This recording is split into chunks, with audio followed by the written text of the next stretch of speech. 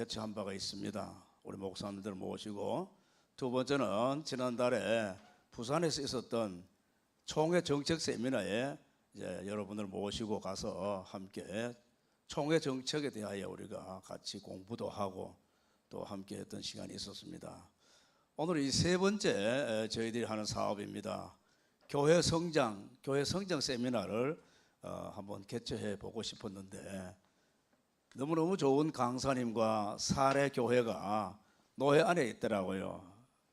참 어렵게 부탁을 드렸더니만은 흔쾌히 이제 응답을 해 주시고, 오늘 이렇게 여러분들을 모시고 교회 성장 세미나 안강 영락교회 3인조 교회 이야기에 대하여 같이 공부도 하고 좋은 그런 정보를 나눌 수 있고 또 도전을 받게 되어서 감사를 드립니다. 이제 오늘 저희들이 하는 모든 순서는 세미나 중심으로만 했습니다. 그래서 경건에는 기도로 대신하도록 하겠습니다. 제가 먼저 기도하겠습니다. 하나님 감사합니다.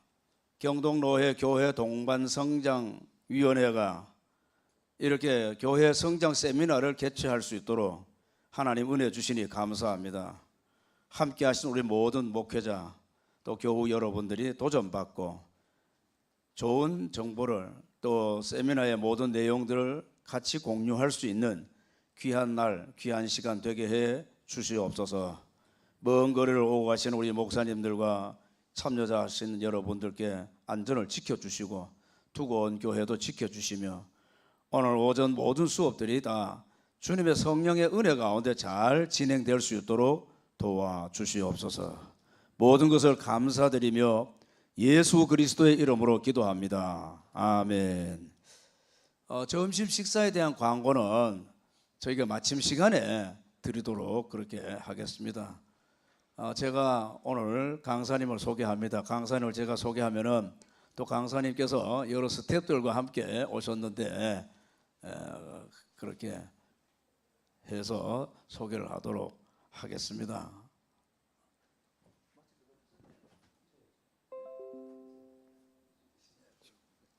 예. 우리 장대영 목사님, 안강 영락교회 위 목사님이십니다. 나오실 때 한번 박수로 환영해 주십시오. 예. 감사합니다. 예, 만나서 반갑습니다. 우선 그 스텝 소개해드리면 오늘 간증을 하신 최종목 장로님 또 그리고 질의응답을 같이 해주실 김종필 장로님 이렇게 되겠습니다. 예, 감사합니다.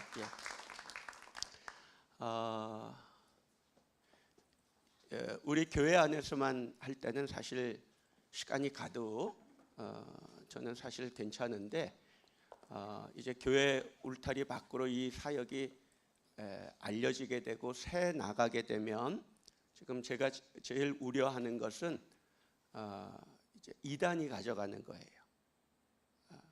여러분 무슨 대단한 사역이길래 그렇게까지 걱정하나 할지 모르지만 여러분이 들어보면 정말 그럴 수 있겠다 하는 마음이 드실 겁니다. 쉽고요, 강력하고요,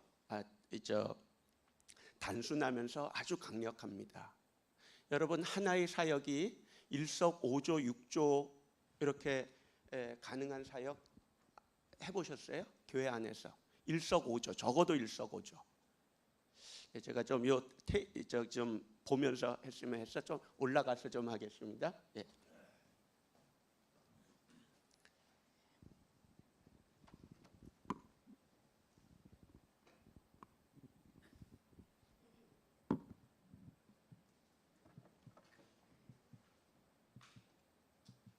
일석오조라 그러는데 뭐가 첫째냐면 우선 개인 신앙이 살아나요. 개인의 기도 생활이 살아나고요. 하나님의 말씀을 대하는 그 설교를 듣는 태도나 마음이나 이런 게 달라집니다. 개인 신앙이 살아나죠. 그것만 아니라 이제 3인조 교회를 개척하고 3인조가 모이기 때문에 기도 습관을 하나 정하면 그 세 사람이 다 같은 기도 습관. 예. 목사님 마이크가 안 나옵니다. 마이크 안 나와요. 마이크 좀 혹시 그것을 스위치 켜는 거 아닙니까? 예? 핸드 마이크. 예. 죄송합니다. 자주 서보질 않아갖고. 예. 아무튼 개인 신앙이 살아납니다. 기도 생활, 말씀 생활. 그게 이제 습관이 자리 잡기 시작해요.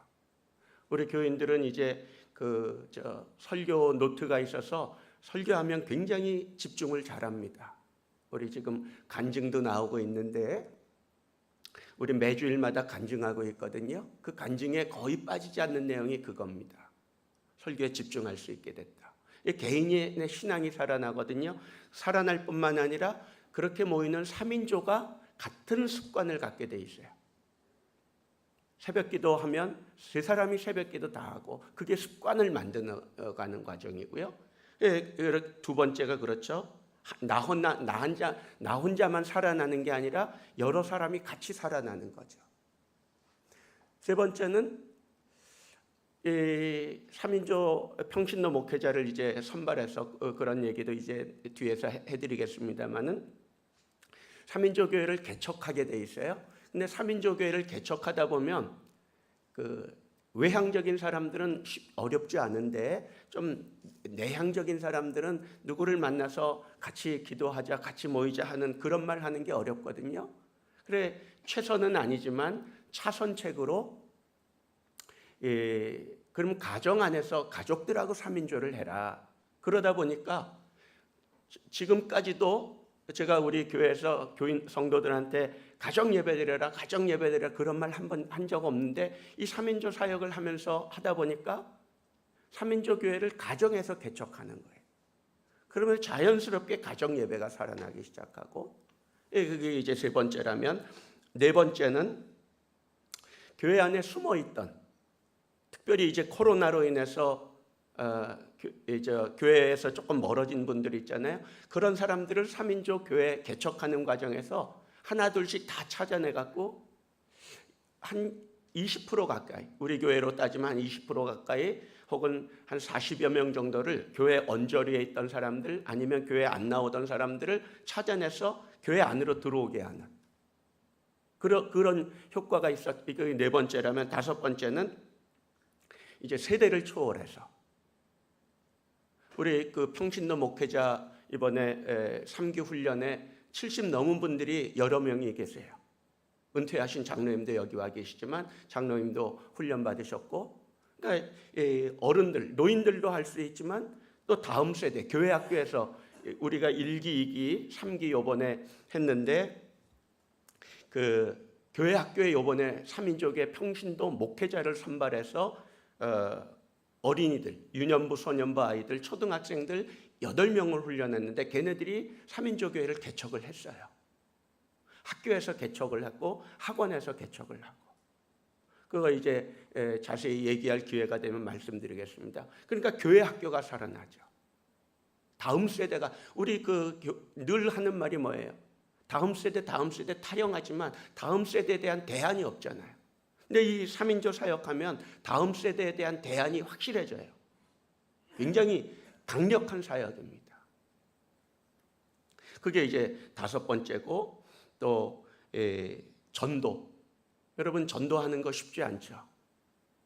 사형리가 있고 뭐 전도 폭발이 있고 뭐 오지전도법, 브리지전도 무슨 등등 있지만 그 내용을 스토리를 다 외워야 되잖아요. 제일 간단한 전도법이 뭐예요? 와보라. 오늘도 아침에 우리 자립대상교회 목사님 한 분이 갑자기 일이 생겨서 서울을 가야 된다 그러면서 미안하다 그러면 전화가 왔더라. 받아서 간략하게 요 얘기 해드리면서 무슨 얘기를 했더니 와보라. 여러분 전도 대상자들한테 한번 와봐. 와보고 얘기해. 그것처럼 강력한 전도가 어디 있어요? 예수님 그 한마디를 끝냈잖아요. 이거 하게 되면 다른 전도법 거의 필요 없고 사용하면 좋지만 강력하게 자신 있게 말할 수 있어요. 이런 등등 일석오조, 6조, 7조 제가 이 사역에 대해서 기업을 운영하는 벤처 사업을 하는 그 CEO하고도 얘기해봤는데 이분이 유심히 듣더니 이거 물어보더라고요. 자세히 물어보는 거예요. 그러면서 하는 말이 그거 굉장히 해볼 만하게 기업에도 적용할 수 있겠다는 거예요. 그러니까 하나의 사역이 교회에서 시작한 하나의 사역이 교회 안에서만 아니라 세상까지도 흘러갈 수 있는 그런 강력한 사역이 어디 있었습니까? 그런데 이건 가능하다는 거죠. 자, 이제 그렇기 때문에 제가 몸이 달았다는 거예요. 이단이 알면 이단은 조종력이 좋잖아요. 이거 틀림없이 가져갈 거예요. 그래서 우리 거다 하기 시작하면 우리 교회들이 그거 따라하기 어렵잖아요. 그래서 제가 이제 오늘 극동방송에도 어젯밤에 연락해서 그럼 누가 한번 나와 보시겠습니까? 그랬더니 나오신다 그러는데 강필성 지사장님 오셨나요?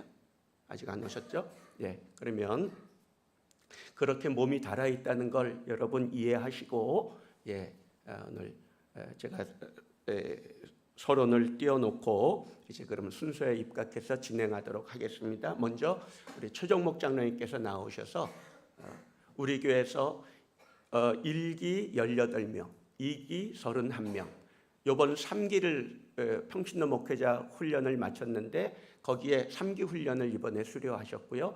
그 훈련 간증을 이제 우리 목사 장로님께서 3인조 교회를 경험한 그 이야기를 간증으로 여러분에게 나누어 드리겠습니다. 그리고 나서 제가 강의를 진행하도록 하겠습니다. 예, 장로님 나오실 때 우리 박수로 맞이해 주시면 고맙겠습니다.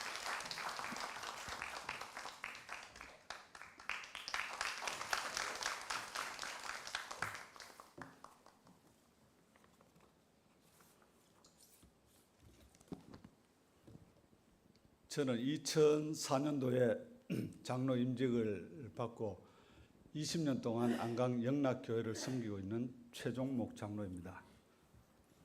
3조 교회 평신도 목회자 제3기 훈련생으로 지난달에 수료를 하였는데 지난 2년간 1기, 2기 훈련에서 모든 시무 장로님들과 많은 성도님들이 훈련을 받았기에 아무리 바쁘더라도 이번 3기 훈련에는 꼭 신청하리라 생각을 하고 1기, 2기 훈련생들의 간증을 들으면서 감동의 눈물을 흘리며 많은 은혜를 받았습니다.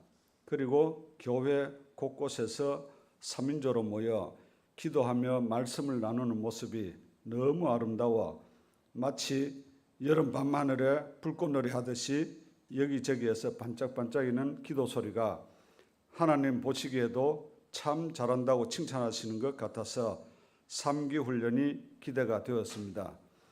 저에게 3인조는 특별합니다.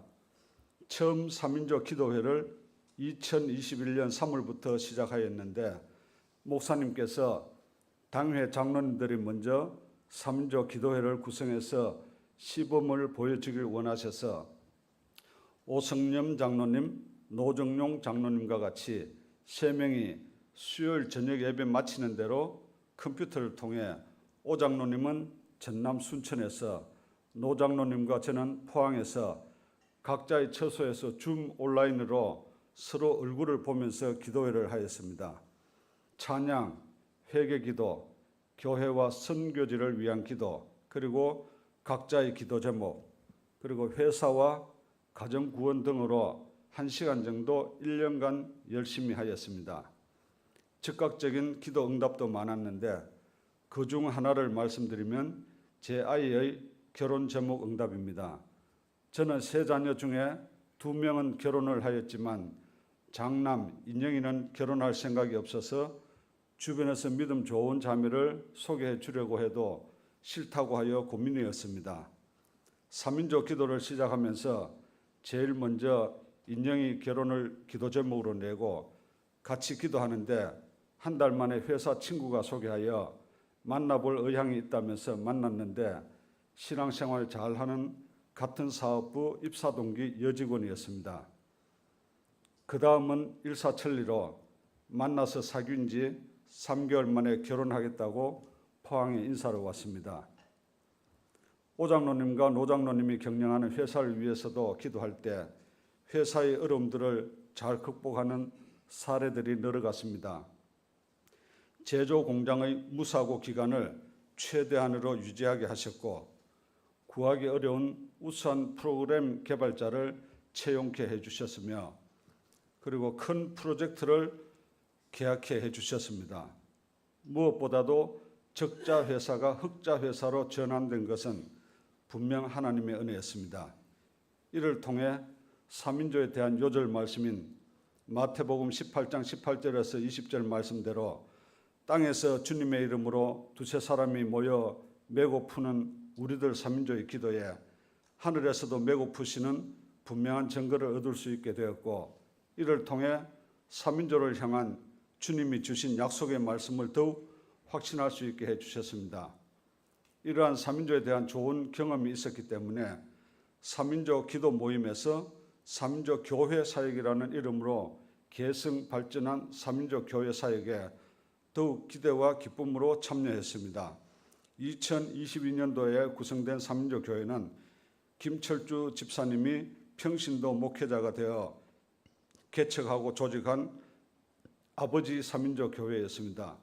아버지 3인조 교회는 저와 세 분의 집사님이 함께하며 주일 점심 식사 후 본당 2층 잠옷실에 모여서 먼저 주일 설교 말씀에 은혜 받은 내용을 나누고 이어 서로의 기도 제목을 확인하며 응답받은 것과 또한 새로이 추가해야 될 기도들을 함께 기도하면서 은혜의 시간을 가졌습니다.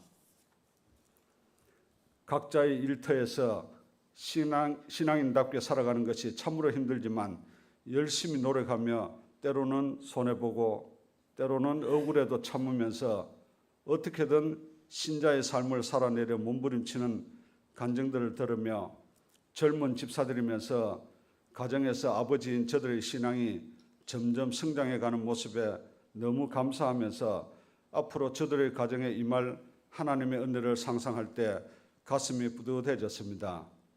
또 다른 3인조 교회는 이번에 3기 훈련을 받으면서 평신도 목회자 훈련생끼리 조직된 장병용 집사님과 허영삼 집사님인데 저희들은 매일 저녁 10시에 기도 시간을 정해서 기도하고 있습니다. 훈련 중에 가장 큰 부담으로 느껴지는 부분은 새롭게 3인조 교회를 개척해야 하는 것이었습니다. 기도하면서 교회 안팎으로 둘러보며 대상자를 찾아 권유도 해보았지만 때로는 저를 피하거나 때로는 거부하며 실패를 하기도 하였지만 2개의 3인조 교회를 개척하였습니다. 하나는 가족 3인조 교회를 조직하여 자녀 세 가정과 같이 매주 토요일 저녁 10시에 시간을 정해서 같이 기도하고 말씀 나눔은 카톡으로 진행하고 있습니다. 각 가정의 기도 제목을 구체적으로 정리해서 올려준 내용을 보니 그동안은 대략적으로 알던 일들을 이제는 상세하게 파악하고 기도할 수 있어서 신앙적인 면과 직장 생활의 지혜를 서로 공유하며 기도하고 도와줄 수 있어서 가족 공동체의 든든한 버팀목이 되고 있습니다. 아이들이 매주 기도 제목을 업데이트하면서 기도 제목이 점점 성숙해져 갔고 토요 가족 기도회가 생명나무 같다. 기도 제목 너머의 하나님의 일하심이 기대된다라는 말들과 함께 경건의 삶을 살아내려는 노력들이 보여서 하나님께 감사하고 있습니다. 또 하나의 3인조 교회는 지난 4월 1일부터 시작한 포항 지역의 회사 대표로 구성된 CEO 3인조 교회로 매주 월요일 아침 6시 30분에 경영하는 회사 사무실에 모여서 말씀 나눔과 기도로 1시간 모임을 하고 아침 식사를 같이 한 후에 각자 회사로 출근을 하는데 너무 좋고 행복한 은혜의 시간입니다. 때로 많이 모일 때는 6명이 모여서 말씀을 나누며 기도 제목들을 나누는데 시간이 부족하여 식당에 가서 식사 중에도 삶의 간증들이 이어졌습니다. 훈련 중에 인상 깊었던 내용과 도전이 되었던 것은 기도의 야성을 깨우는 1단계 기도 훈련으로 아브라함의 소돔과 고모라를 멸망에서 건져내기 위한 간절한 기도와 불가능에 도전하는 기도를 배웠고 르비딤에서 이스라엘은 아말렉과 싸워 승리하는데 거기에 모세의 손을 통해서 싸우시는 하나님의 일하심이 있었고 동시에 모세의 손을 잡아주는 함께 동력하는 아론과 훌이 있어서 가능한 일이었습니다. 이미 알고 있는 말씀이었지만 삼위조 교회라는 관점에서 그리고 삼위조 교회를 이끌 평신도 목회자의 시각에서 보니 각별한 영감 속에 은혜 또한 새로웠습니다.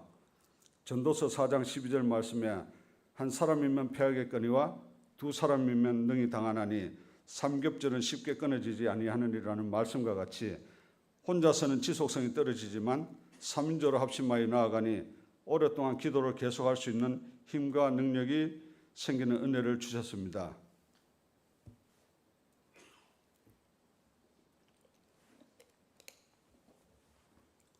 이 단계 말씀 훈련은 말씀의 거울에 나를 비춰보고 날마다 적용 훈련을 통해 감사하며 소망과 비전을 갖고 살아가므로 말씀에 민감하여 영적으로 분별하는 지혜를 주셨습니다.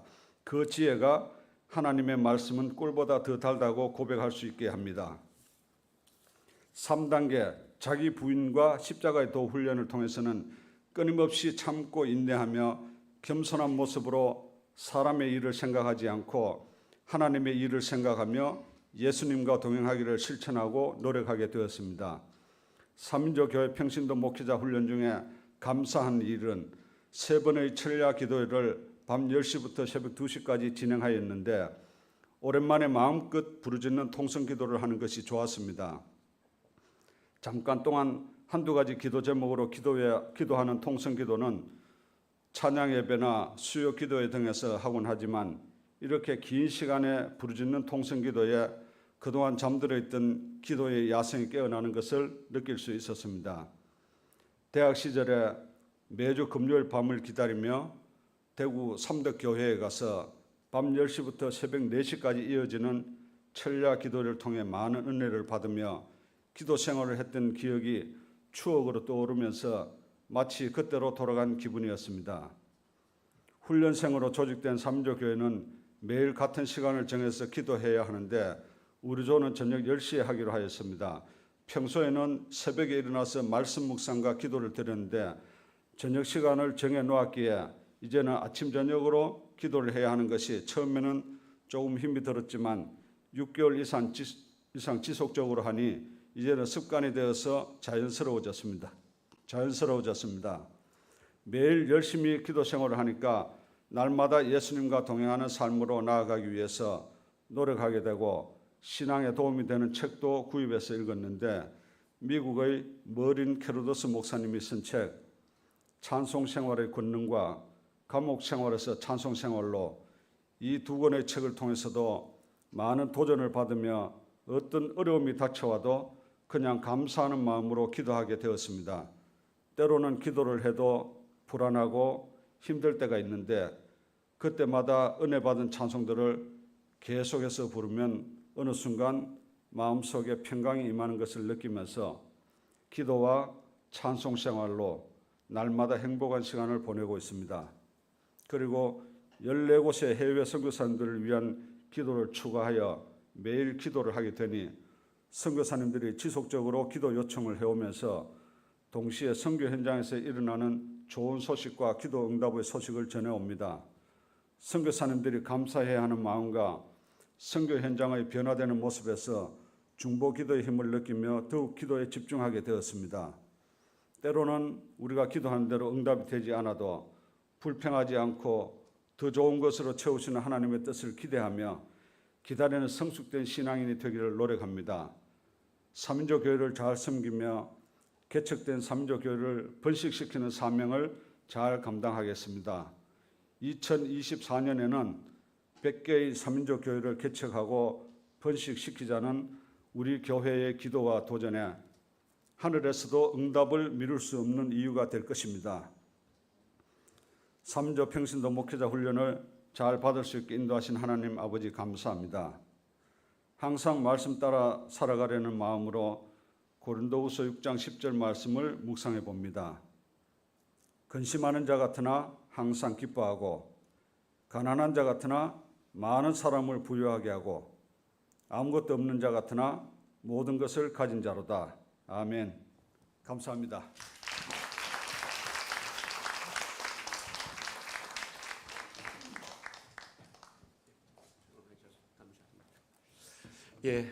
장로님 이번에 3기 훈련 마치면서 평신도 목회자로 임명받고 그 소감을 간증해 주셨습니다.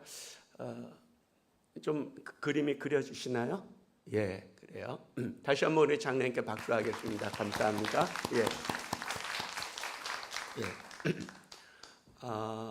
이제 제가 강의하는 시간인데 강의하는 따로 안 만들었어요. 왜 안 만들었냐 하면 저는 강의를 좀 짧게 하고 여러분이 궁금해하는 것들을 좀 질의응답을 좀 많이 하기 위해서 우선 안 만들었고, 또 하나는 강의안을 만들면 한눈에 뒤까지 다 보기 때문에 이게 그 뒷내용이 어떻게 진행될지 알면 좀 김이 새잖아요. 그래서 안 만들었고, 그러니까 오늘은 잘 들으시고 잘 듣고 여러분 마음에 한번 꿈을 꾸어 보시기 바랍니다. 여러분 마음이 교회 부흥에 대한 그런 흥분된 마음을 좀 성령이 부어 주시라고 저는 확신하는데, 자 이제 제 강의를 하는데 혹시 극동방송 지사장님 오셨나요? 아직 안 오셨어요? 예, 나중에 그럼 인사하도록 하고, 자 이제 제가 강의할 때 이 3인조 교회는 한 지붕 세 가족인 거예요. 과거에 그런 드라마 있었죠? 예, 한 지붕 세 가족. 그러니까 한 교회라는 그 큰 지붕 밑에 작은 교회들이, 그러니까 교회 안에 교회인 거죠. 예루살렘 교회도 3,000명이었지만 그 3,000명이 한 번에 다 모인 거 아니거든요. 예루살렘 교회라는 그 지붕 밑에 가정교회로 있었던 거거든요. 그 인원이 3,000명이었던 거예요. 그런데 이 3인조 교회는 가정교회보다 더 작습니다. 가정교회는 일종의 소그룹이에요. 소그룹 사역을 하는 교회들도 있을 거예요. 소그룹 사역, 셀 모임, 순 모임 이런 거 다 하지만 그보다 더 아주 작은, 그게 3인조 교회입니다. 이 3인조 교회의 성경적인 근거는 마태복음 18장 20절. 두세 사람이 내 이름으로 모인 곳에는 나도 그들 중에 있느니라. 우리 교회를 뭐라고 정의합니까? 가장 아주 단순한 정의가 뭐예요? 성도들의 모임이라 그러잖아요. 그 성도들의 모임의 기준을 주님이 정해 주셨는데, 두세 사람이 내 이름으로 모이는 곳에, 그게 교회거든요. 거기 나도 있다 하셨습니다. 자, 이게 3인조 교회의 성경적 여러 가지 성경 말씀을 찾아볼 수 있겠습니다만은, 자, 성경 그렇게 거기서부터 이제 시작을 하게 되는 거죠. 자, 이제 그럼 여러분한테 한번 물어볼게요. 지금이 교회의 호황입니까? 교회의 호황기입니까? 불황입니까? 기업으로 따지면 호황이에요? 불황이에요? 불황이죠. 불황이 아니라고 말할 수 있는, 그렇게 말할 사람은 아무도 없을 거예요. 지금 교회 불황입니다. 교인들 줄어들고 있고, 교회가 세상 속에서 손가락질 당하며 지탄받고 있고, 다음 세대들 줄어들고 있고, 교회 학교가 지금 문 닫고 있고, 교회 불황입니다. 그럼 교회가 호황인 때가 언제 있었어요? 교회가 호황인 시절이 있었습니까? 있기야 있었죠. 70, 80년대, 조금 더 지나면 90년대 초까지 교회 호황이라고 할 수 있었지만, 그때 교회가 앞으로 침체될 것이라고 예고했던 시그널이 하나 있었어요. 여러분 그거 아십니까? 그 시그널이 뭔지? 교회가 건물을 짓기 시작했어요. 그때부터 이제 교인은 늘어나고 교회 건물은 커지고, 그러면서 한국 교회가 숫자에 취하기 시작했습니다. 이건 저의 분석이에요. 한국 교회가 숫자 망령에 사로잡혔고 숫자에 취하기 시작했어요. 그러면서 점점 어느 방향으로 가기 시작하냐면 교회가 대형화, 그리고 많은 사람들을 모으는 그런 식의 사역들을 한국 교회가 그 방향으로 갔죠. 그런데 지금 코로나가 한번 딱 터지면서 교회가 어떻게 됐어요? 교회 건축하는 거 다 중단되고, 지금은 이제 교회 건축 꿈도 못 꾸죠. 건축비도 올라가고, 그리고 그렇게 크게 지었던 교회 건물이 어떻게 됐습니까? 코로나 기간 3년 동안에 텅텅 비었죠. 여러분, 교회 건물 화려하게 지어놓고 일주일 내내 비워놓고 있다가 주일 하루만 반짝하고 몇십만 쓰고 있어요. 그 경영의 원리에 입각하면 그것처럼 바보 같은 짓이 없어요. 그잖아요. 일주일 내내 쓰지 않을 건물을 그렇게 몇십억, 몇백억을 지어놓고 그렇게 지어놓고 그거 뭐 하는 짓입니까? 여기서부터 한국교회 그 침체할 거라는 시그널이 여기서 왔어요. 그리고 또 하나는 그 80년대 그때 이 한국교회를 쓸고 간 신학이 하나 있었죠. 그 뭐였어요? 해방신학. 해방신학 들어간 교회 청년부는 다 죽었습니다. 그런데 해방신학이 쓸고 가는 와중에도 2000% 성장한 청년부가 있었어요. 저 서울에 저 변두리, 그때는 변두리인데 지금 뭐 거기도 굉장히 번화한 곳이 됐는데 거기 남가자교회라고 있습니다. 그 남가자교회가 그 신촌 뭐 이대, 연대, 뭐 명지대 뭐 이런 저 대학가 조금만 나가면 있는 그런 곳이었는데 그 남가족의 청년부에도 해방신학이 들어가서 청년들 모임만 모이면 해방신학 갖고 토론하는 건데 학생들이 청년들이 하나씩 둘씩 안 나오기 시작하더니 마지막에 가면 완전히 씨가 말라버렸어요. 그때 그 청년부를 맡았던 청년회장 하나가 선언을 합니다. 이제 우리 교회 안에서는 해방신학 더 이상 얘기하지 않겠다. 교회는 교회가 줄 수 있는 것만 주겠다. 그럼 교회가 줄 수 있는 게 뭐예요? 기도하는 거죠. 그 청년들한테 기도를 선언했어요. 이제 우리 교회 청년부는 기도만 할 테니까 기도할 사람들만 와라. 그랬더니 정말 기도할 사람만 오는데 수요일 날 저녁 예배 끝나고 기도하겠다 그래서 기도할 청년들이 오는데 이런 예배당이 있으면 장의자가 쭉 있잖아요. 그러면 교인들 예배드리 기도에 마치고 수요 기도에 마치고 돌아가고 나면 청년들 기도할 청년들만 모여서 장의자 돌려놓고 마주보고 기도하는데 몇 명 모였겠어요? 정말 3명 모인 거예요. 그 3명 갖고 기도회를 했는데 2년 만에 그게 90년도 시작하면서 일어난 일이고 91년 연말 90년 91년 만 2년 만에 그 3명 모이던 기도회로 모이던 3명 청년이 몇 명이 됐겠어요? 64명이 됐어요. 3명에서 64명 됐으면 몇 퍼센트 성장한 거예요?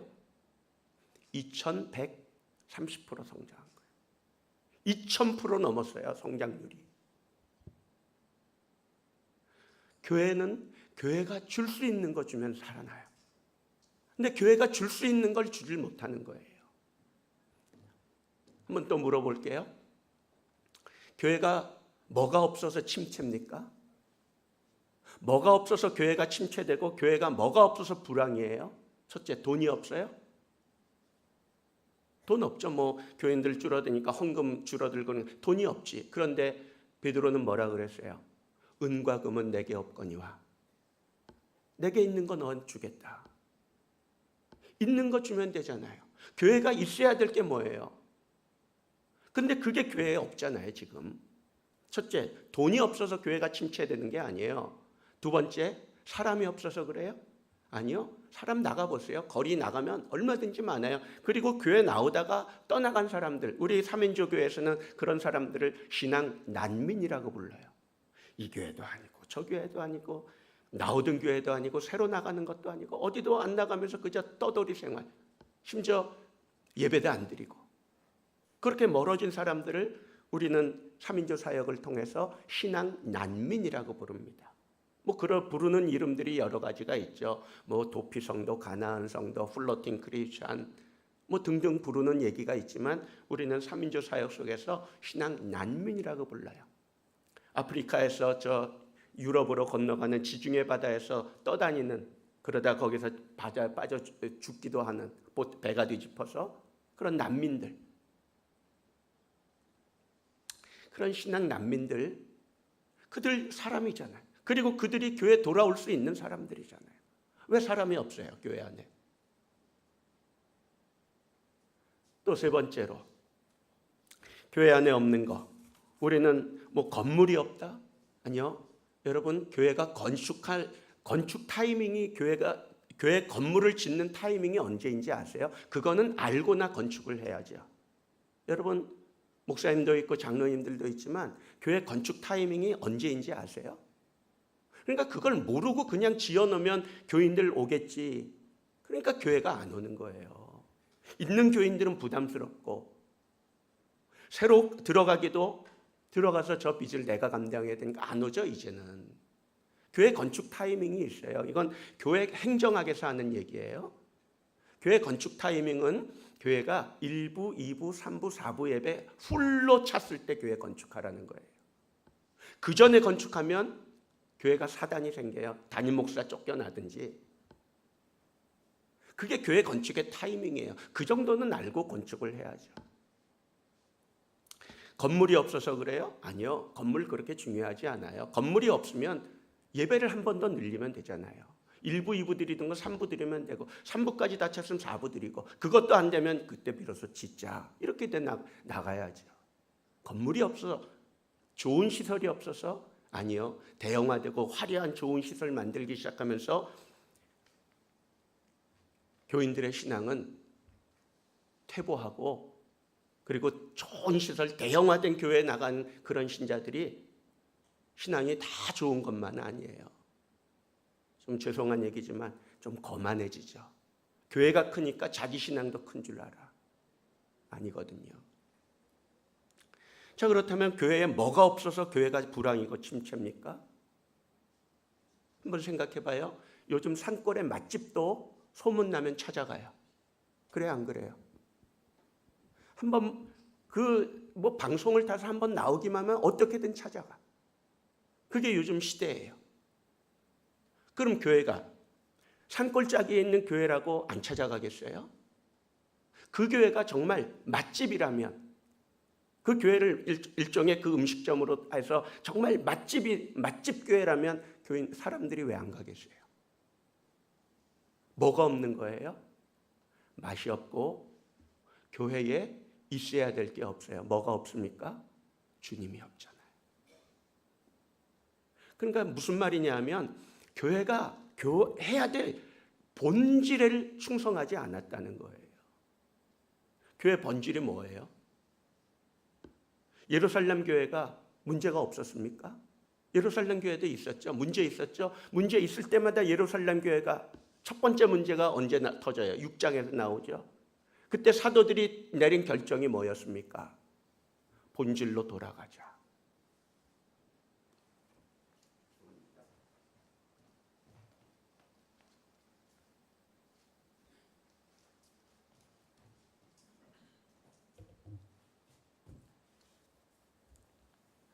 교회 본업이 뭐예요?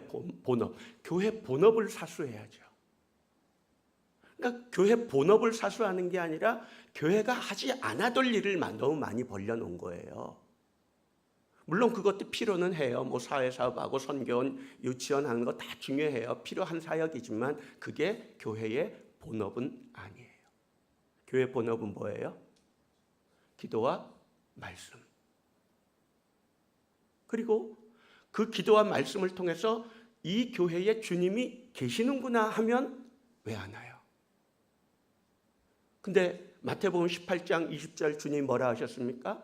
두세 사람이 내 이름으로 모인 곳에 나도 그들 중에 있겠다고 그랬잖아요. 두세 사람이 주님의 이름으로만 모여도 주님은 분명히 있겠다고 그랬잖아요. 이제 이거 갖고 승부를 걸어야죠. 제가 우리 교회에서 3인조 교회 사역을 시작하고 교회학교 청소년 아이들에게도 교회학교에도 도전하는 게 그거예요. 하나님을 시험해 봐라. 주님을 시험해 봐라. 주님 뭐라고 했느냐? 두세 사람이 내 이름으로 모이면 그건 우리가 할 일이잖아요. 그럼 나머지는 주님이 약속하신 말씀대로 거기 계시는지 안 계시는지 주님을 보여주고 주님이 거기 있다는 걸 입증할 책임은 주님한테 있는 거잖아요. 근데 그렇게 했어. 우리가 정말 유감없이 후회 없이 두세 사람이 주님의 이름으로 모였는데 최선을 다했어. 그런데도 주님이 잠잠히 계셔. 좀 교인들한테, 우리 교인들 여기 다 많은 분들 와 있지만, 그럼 주님 믿지 말라 그래요. 그 하나님 없으니까. 다 성경은 꽝이고 거짓말이니까.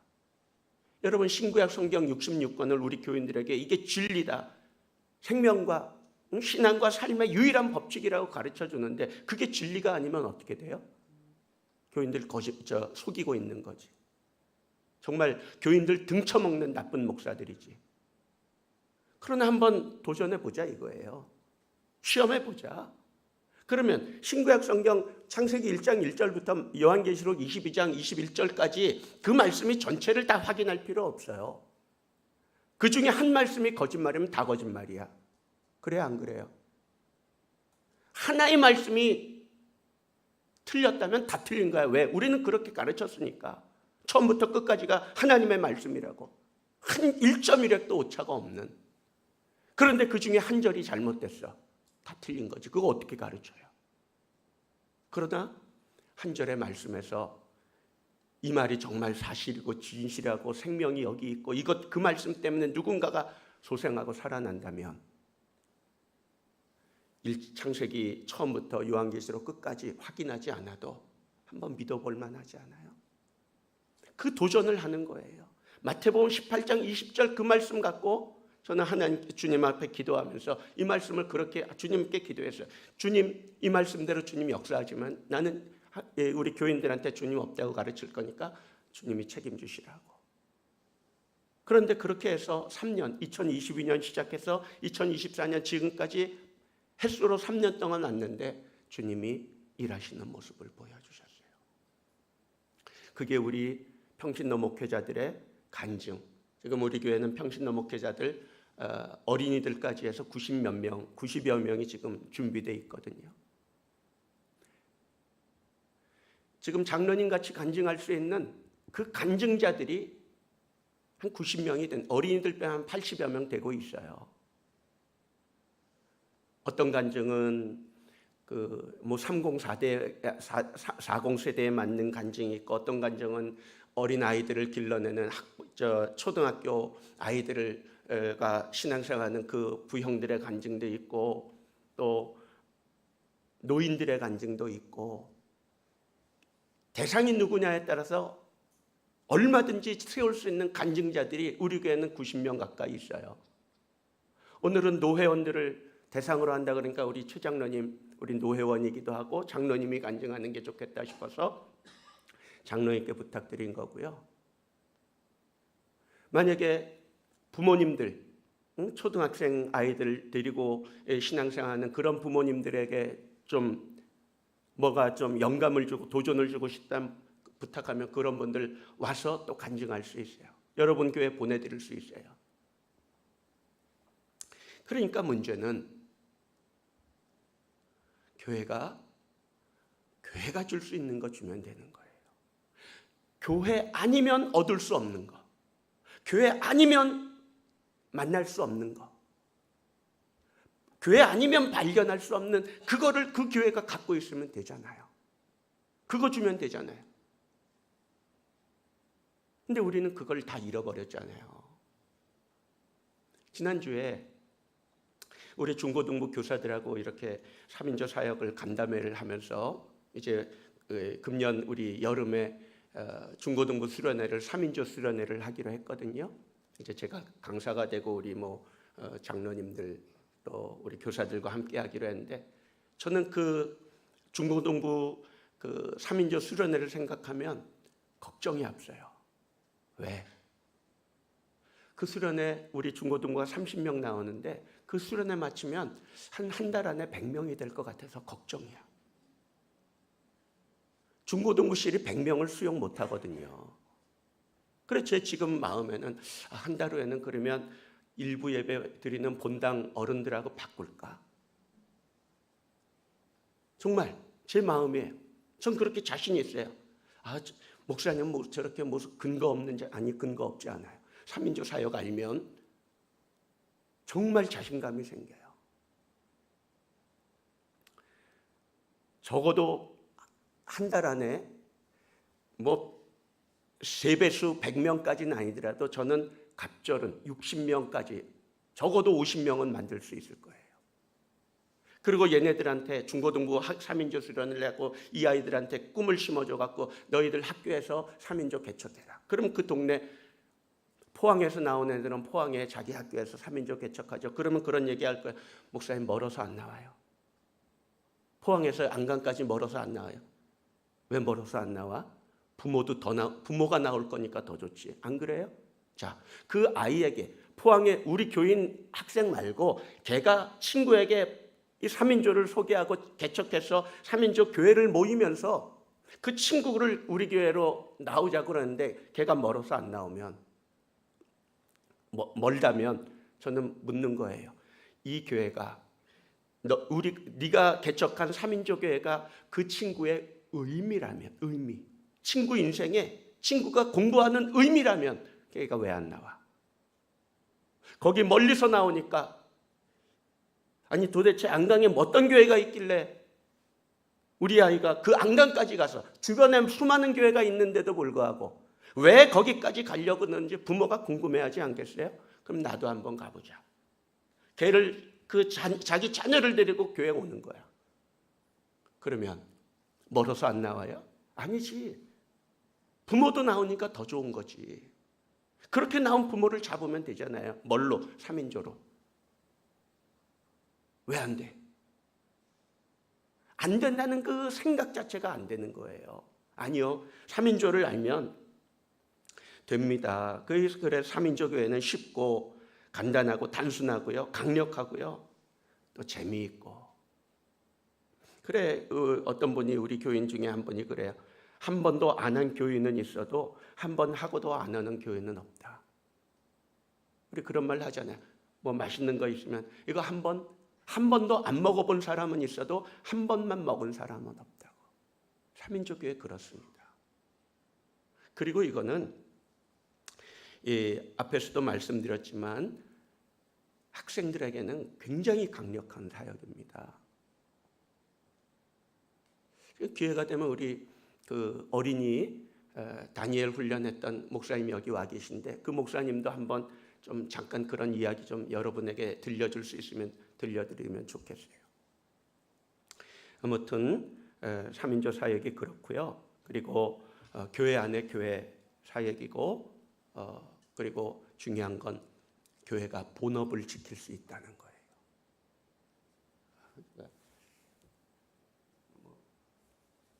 3인조 하면서 읽었던 책 중에 본업 사수 경영이라는 책이 있어요. 그러니까 일본 내 그 불황을 맞아서 일본에 죽어가는 기업들이 100대 기업, 그 중소기업 조그만 그런 기업들이 죽지 않고 살아난 그거를 분석한 책이에요. 그래서 작지만 강한 기업은 어떻게 지나는가, 이 책 읽으면서 3인조에 대해서도 많이 공부하고 생각했어요. 아주 읽어볼 만한 책이에요. 아무튼 교회가 본업에 집중하면 되는 거예요. 그랬을 때 그 남가족의 청년부가 2000% 이상 성장한 것처럼, 그때 청년회장이 누군지 아세요? 저였어요. 제가 생생하게 그 이야기를 할 수 있어요. 만 2년 만에, 이제 그 2년 차에는 제가 신학교를 들어가고 1년 공부하고 2년 차 마지막에는 사역을 나가야 되니까 마지막 청년들이, 제가 청년부로 청년회장으로서 마지막 모임 했을 때가 그 마지막 시간에 64명이 모였다는 거예요. 3명 이제 기도할 사람만 나오라 해서 시작된 그 기도, 3명이 기도했던 모임이 64명이 됐단 말이죠. 되잖아요. 그리고 이 3인조 사역은 큰 교회는 큰 교회대로, 특별히 큰 교회는 교회학교가 있어서 교회학교 문 닫기 전에 이거 하세요. 지금 교회학교가 지금 숨 깔딱깔딱 쉬면서 아이들 줄어들고 있지만 조금 시간이 걸릴지라도 아이들 이거 훈련시켜 놓으면 아이들이 교회 안에서 3인조가 되고요. 학교로 가서 학교에서 친구들 3인조. 지금 교사들이, 우리 교회학교 교사들이 학교전도 못합니다. 못해요. 민원 들어와서 못해요. 그러면 학교에 선생님들이 할까? 아니요. 종교교육 한다고 못하게 해요. 학생들을 전도할 수 있는 건 학생들밖에 없어요. 그런데 그 학생들을 평신도 목회자로 훈련시켜갖고 우린 다니엘이라고 부르는데 어린이 다니엘, 청소년 다니엘을 훈련시켜서 학교로 보내서 야 너희들 학교에 있는 문지아들 같이 기도하고 걔네들이 변하면 문지아 하나가 변하면 학급이 변할 거 아니야. 학급이 변하면 학년이 변할 것이고 학년이 변하면 학교가 변할 것이고 똥통학교도 3인조가 들어갔더니 명품의 학교가 되고 그래 왜 이렇게 변했나 추적해봤더니 추적해봤더니 결국은 3인조였어. 작은 교회일수록 이거 강력합니다. 작은 교회, 개척교회, 죽어가는 교회, 교인 떠나서 시리에 빠지고 낙심하는 교회, 좌절하고 있는 교회들 세 사람 교회는 있잖아요. 오늘 여기 자립대상 교회들 많이 오셨지만 여러분 교회 세 사람은 있잖아요. 목사님 있고 사모님 있고 교인 몇 사람 한 10명만 있어서 3인조가 3개가 나오는데 왜 안 됩니까? 그리고 그 교회가 있는 3인조 사역을 통해서 주님이 있다고 그랬으니까 거기 있겠다고 그랬으니까 그 있는 주님을 보여주면 그 마을이 왜 안 변하겠어요?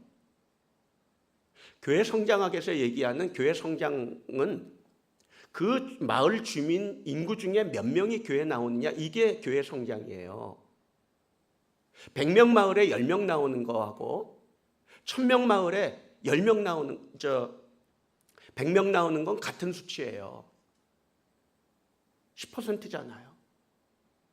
그러니까 그 시골의 조그만 교회라도 두세 사람이 있어서 정말 그 말씀 붙들고 같이 기도하고 그래서 주님의 역사가 일어나면 마을을 점령할 수 있잖아요. 복음으로 점령할 수 있잖아요. 한 마을이 점령되면 그 다음은 이웃 마을로 이렇게 해서 복음이 확산되고 복음의 영향력이 커져서 교회가 이제 자립하는 거 아니에요? 그리고 그 교회가 자립했으면 지금은 노예에서 도와주는 그 힘으로 살았다면 이제는 우리 안 도와줘도 됩니다. 이제는 우리가 돕겠습니다. 여러분이 도와주고 그리고 또 여러분이 그렇게 일어난 교회가 자립할 수 있었던 그 과정을 거기에 3인조가 있었습니다. 3인조 사역을 여러분이 이제 나눠주는 거예요. 그래서 한국교회가 3인조 사역이 완전히 지배할 수 있도록 제가 앞에도 얘기했지만 이단이 가져가기 전에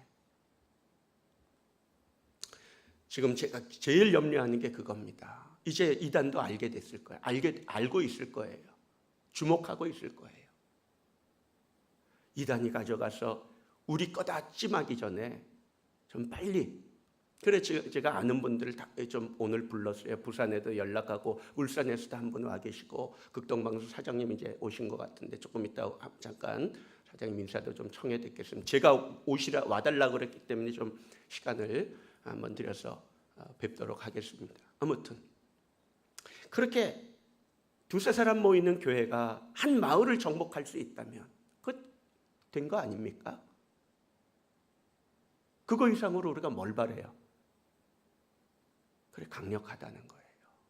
정말 우리는 그 간증이 있기 때문에 이 얘기를 우리 위원회 식사하는 자리에서 그냥 지나가는 말로 했는데 그럼 우리 이제 노회에서 한번 세미나 해달라 그래서 오늘 이렇게 시간 모으고 또 하게 된 겁니다.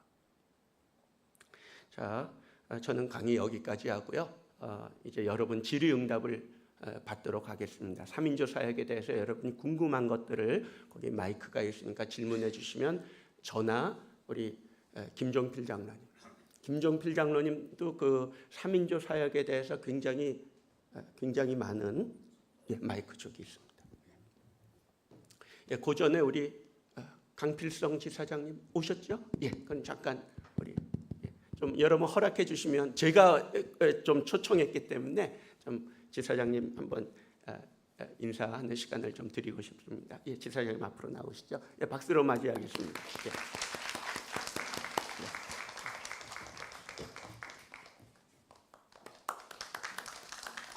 네, 인사드리겠습니다. 포항 극동방송으로 발령받은 강필성이라고 합니다. 좀 목회하시는데 많이 어려우시죠? 저희도 잘 알고 있습니다. 제가 강원도에서 사역을 했습니다. 그래서 우리 목사님들께서 강원도는요 예전에는 명태하고 오징어가 많이 나는데 그때 사람들이 많이 있었거든요. 근데 지금은 오징어도 안 나고 명태도 안 납니다. 그러다 보니 젊은 사람들은 다 빠져나오고요. 어르신들만 계세요. 거기서 제가 봤어요. 우리 목사님들이 얼마나 고군분투하시는지. 그냥 그분들에게 말씀을 드렸더니 그분들이 이렇게 얘기하시더라고요. 내가 여기 있는 교인들을 위해서 그냥 사는 거라고 말씀하시더라고요. 어떤 전도라는 것이 정말 어렵고 힘들고 함에도 불구하고 이곳에서 같이 신앙생활하면서 계시다라는 거 제가 알고 있는데, 아니 강원도만 그러겠습니까? 여기도 마찬가지겠죠. 저희도 극동방송 그 너무나 잘 알고 있기 때문에 또 저희가 함께 노력하려고 하는데, 또 오늘 목사님 또 이렇게 이런 3인조에 대한 이야기 또 말씀해 주셔서 저희도 할 수 있는 대로 방송에서 같이 협력해서 또 그것들을 또 확산하고, 또 교회가 살 수 있다면 저희 극동방송도 힘있게 또 돕도록 하겠습니다. 또 그리고 저희 극동방송이 또 하는 일들 또 관심 가져주시고 또 기도해 주시면 감사하겠습니다. 고맙습니다.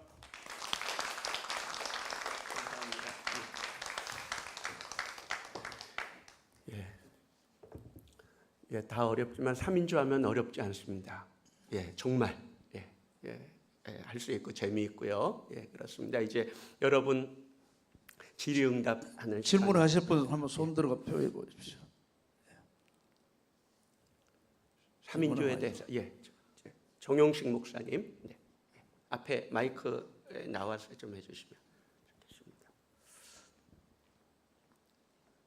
장로님이 하시든지 제가 하든지. 예, 상성교회 정용식 목사입니다. 네. 제가 관심이 있어서 작년부터 우리 장 목사님하고 많은 대화를 했습니다. 그런데 오늘 강의를 들으면서 너무 좋았고요. 또 질의를 3가지를 하겠습니다. 선직에 3가지를 할 텐데, 첫 번째는 교회 목회자 훈련 과정, 평신도 목회자 훈련 과정이라고 하면은 교인들이 좀 부담을 느끼지 않겠나는 생각이 듭니다. 여기 전부 다 60대 이상 되니까. 그래서 그 부담을 느끼는데 그 인식의 변화를 어떻게 가져왔으며, 두 번째는 그 3인조 교회 리더를 모집할 때에 그 기준이 무엇이며, 또 아까 우리 최종목 장로님 말씀하실 때 이 3인조가 번식이 되고 그리고 개척해 나가야 된다고 말씀을 하셨는데, 그러면은 3인조는 한 지붕 세 가족이라는 이 뜻을 가지고 하다 보면은 친소 관계로만 모일 수가 있을 우려성이 있다.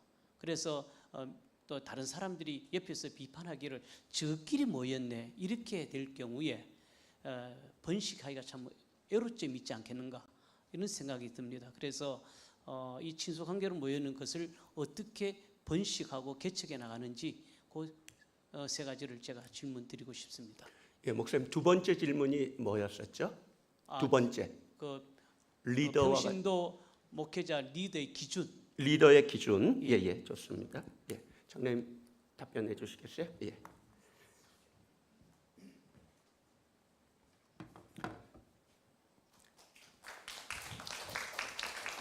한강영락교회 3인조교회 1기생입니다. 김종필 장로입니다. 먼저 이 3인조를 어떻게 진행할 것인가에 대해서 관심이 있으시다면 아주 쉽게 하면 됩니다.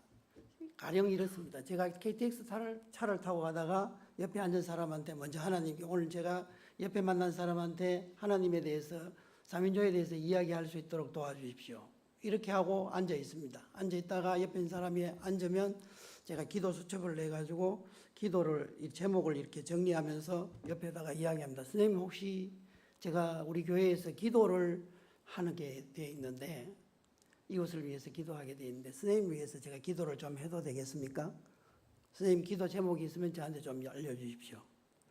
이렇게 하면 말해주는 사람이 3명 중에 1명 정도 됩니다.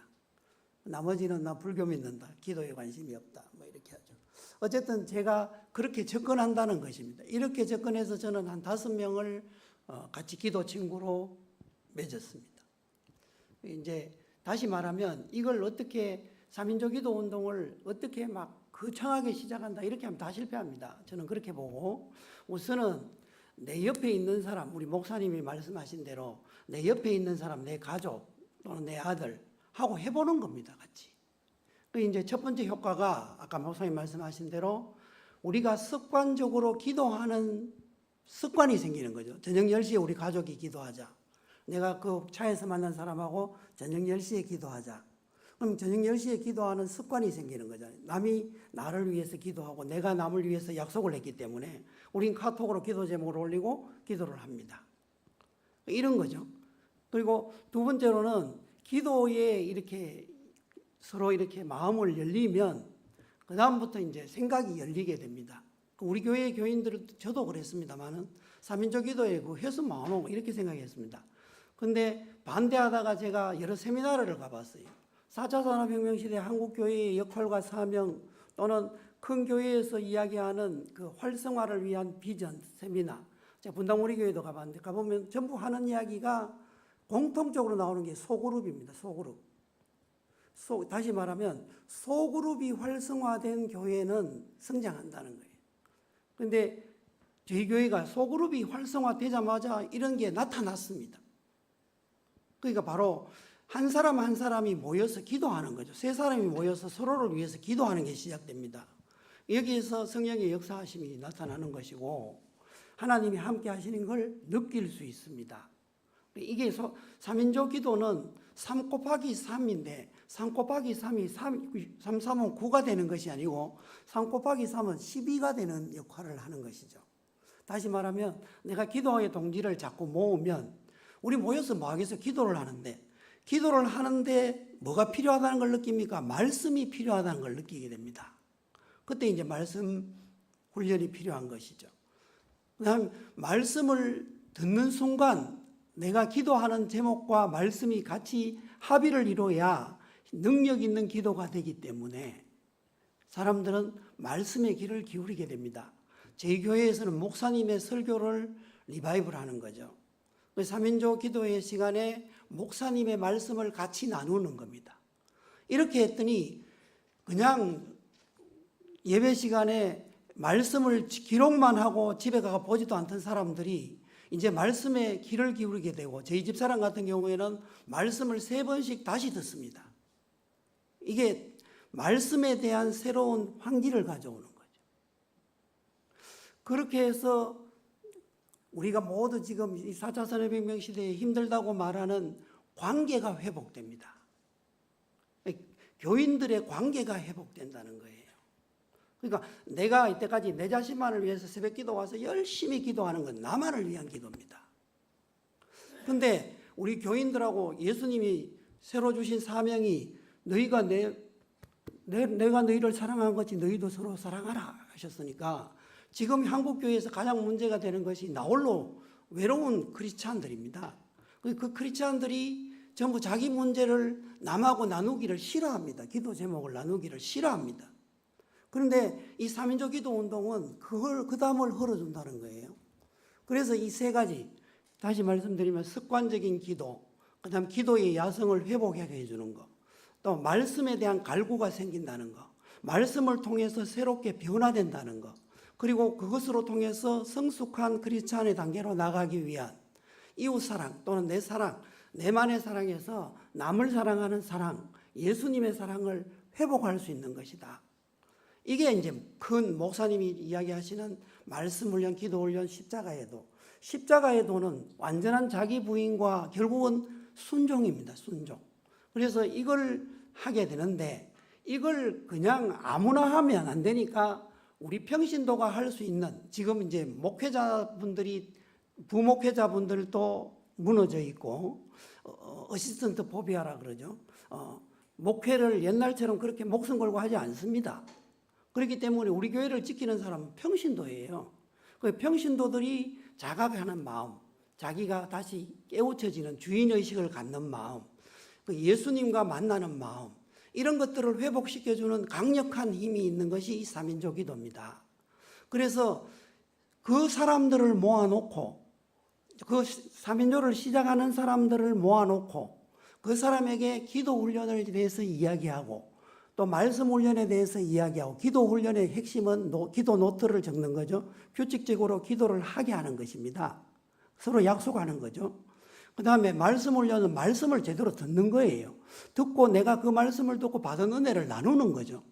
그리고 십자가의 도는 이렇게 해서 내가 잘났다는 것이 아니라 서로 사랑하는 것을 실천하는 것입니다. 그래서 관계 회복 운동이다.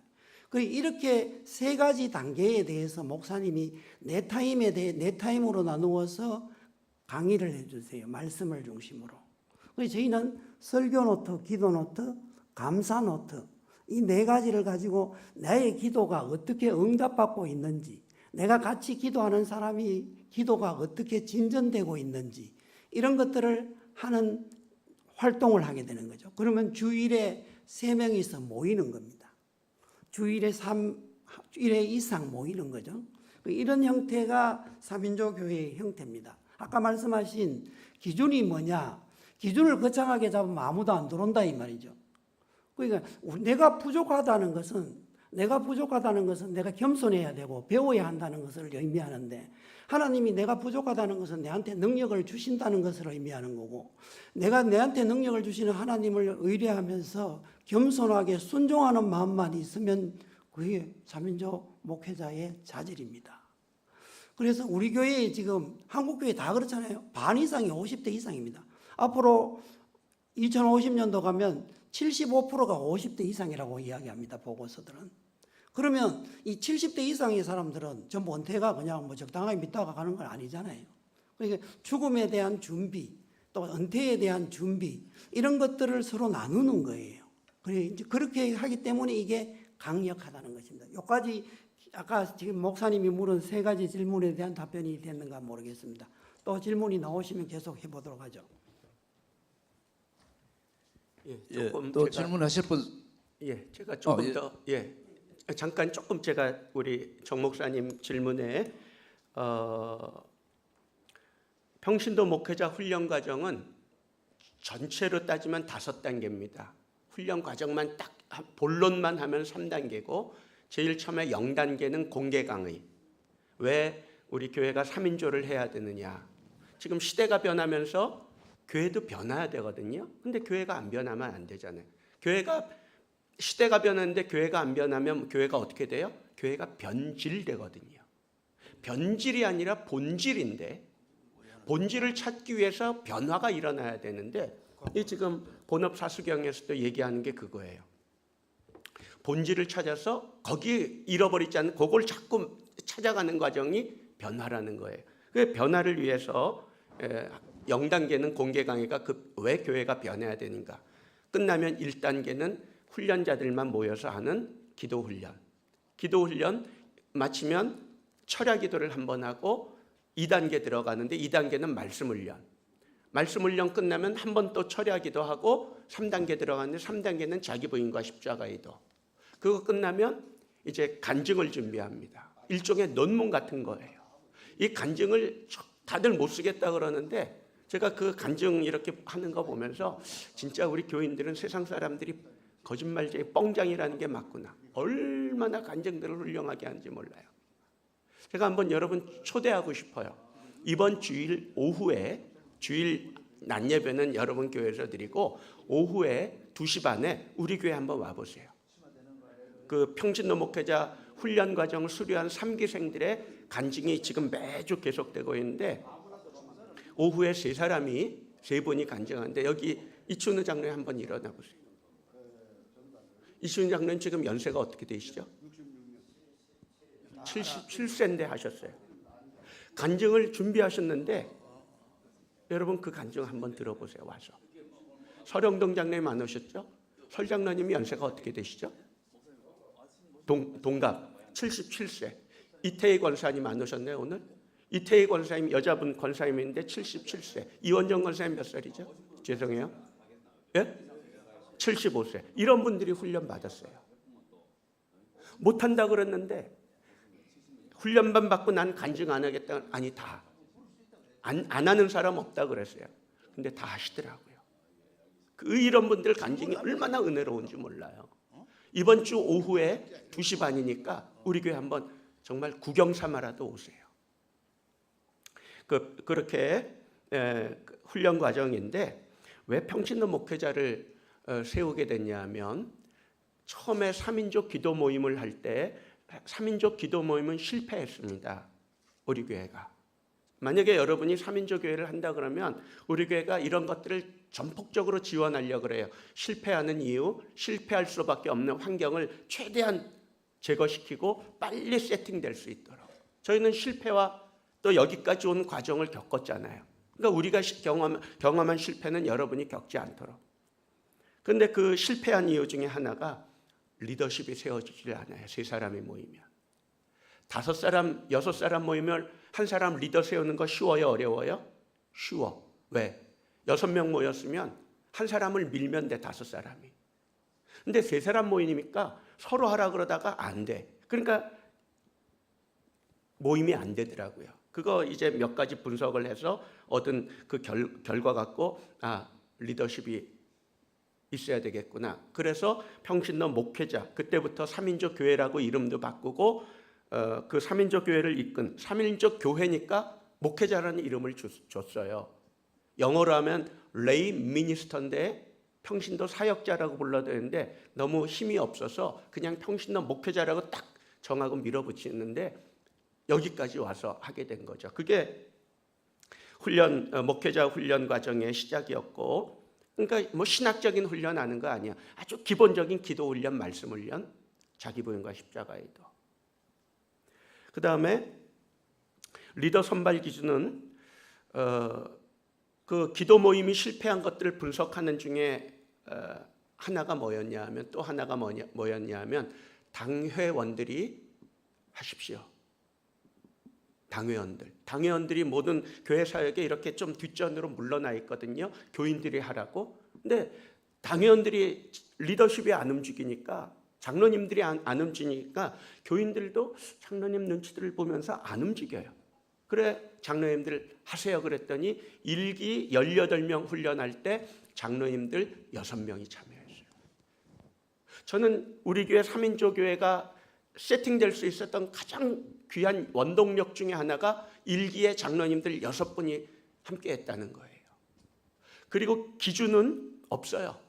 원하는 사람들 다 하는 거예요. 그러니까 교인들이 보면 이건 항존직이 해야 되는 건가 보다 해서 뭐 서리 집사님이나 이런 분들은 뒤에 있다가 1기 18명 중에 서리 집사 2사람이 신청했어요.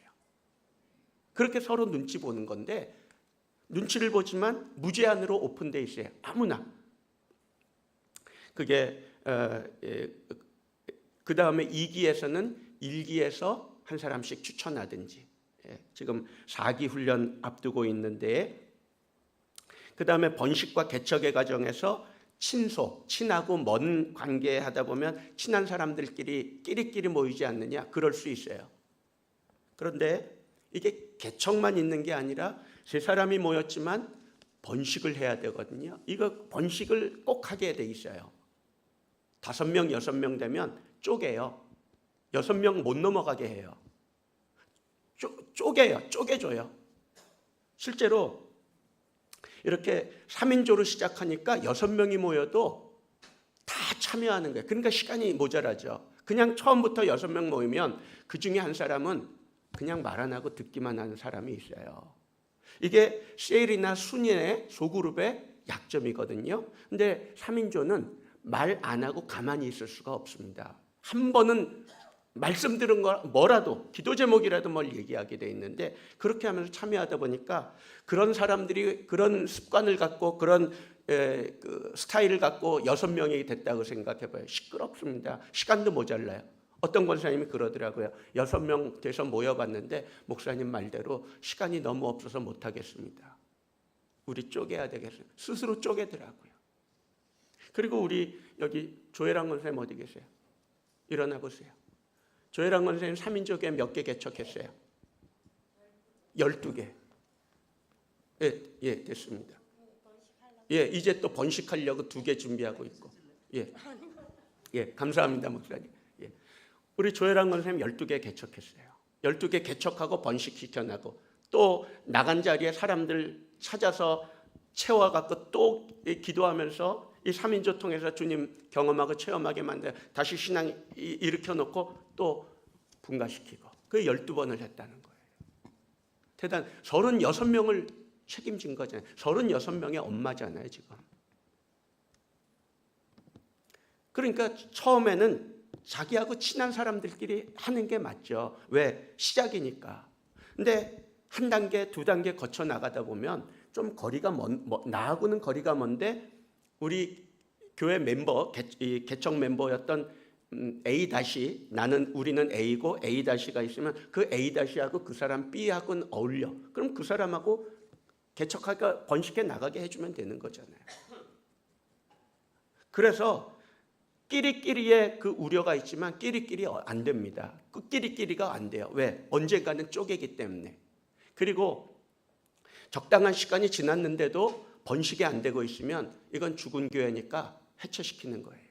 아직 해체시켜보지는 않았어요. 저의 마음은 그래요. 시간이 그렇게 갔는데도 번식이 안 되면 아직까지도 세 사람이 있으면 그거 죽은 거지. 거기 뭐 하고 있는데 그 모임의 의미가 없으니까 해산시키고 다시 시작하도록.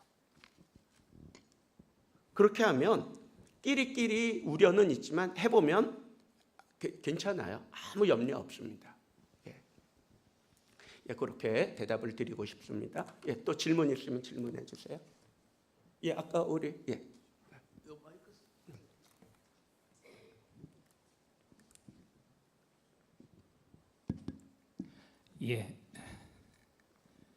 강의 잘 들었습니다. 금은안부교회 김길수 목사입니다. 교회 성장이라는 단어를 생각하면 교회 성도들이 불어나는 거지요. 예, 오늘 강의를 들으면서 성장보다는 또 양육에 대한 말씀이 많이 치우쳐진 것 같습니다. 오늘 여기 오신 분들 보면 거의 동방성장위원회인데 거의 미자립 교회예요. 그죠? 저도 영천 수성교회에서 제가 이제 두 번째 교회로 금은안부교회로 갔습니다. 지금 시골 상황을 저는 누구보다 잘 알아요. 2002년도 수성교회 가니까 교인이 5명이더라고요. 그리고 지금은 그 교회가 자립이 되어 있습니다. 우리가 보면 그 목회자들의 열정은 다 똑같습니다. 교회를 누가 왜 성장 안 시키겠어요? 그런 마음이 없겠습니까? 그죠? 그래서 오늘 제가 좀 부탁하고 싶은 것은 시골 교회를 살리는 것, 인구 절벽이지 않습니까? 아동부가 없습니다. 대부분 목사님, 사모님 빼고는요 80대 노인들이 많은 교회가 있습니다. 두세 사람이 모여서 예배드리는 것도 하나님의 역사가 일어나지만은 그러한 실정을 경험하지 못한 분들은 아마 알지 못할 것 같아요. 그래서 목사님 교회나 저희 교회나 읍내에 있는 교회거든요.